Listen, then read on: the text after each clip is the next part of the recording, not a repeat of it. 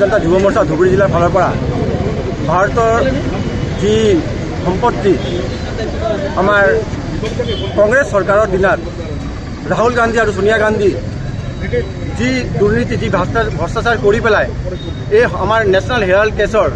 যি সম্পত্তিবিলাক সব নিজৰ নামত কৰি পেলাইছে সেই কৰাতে যি কংগ্ৰেছ চৰকাৰ মানে কংগ্ৰেছৰ মানুহে যোৱাকালি আমাৰ গোটেই অসমত যি আমাৰ কালি আমাৰ প্ৰতিবাদ কৰিছে সেই প্ৰতিবাদৰ ক্ষেত্ৰত যে একটা কলা দিন বুলি আমি সদায় ভাবো যে আজি অসমৰ ৰাজনীতিত এইটো এখন কলা দিন সেই কলা দিনৰ সপক্ষত আমি আজি এখন এই প্ৰতিবাদী কাৰ্যসূচী অনুষ্ঠিত কৰিছোঁ।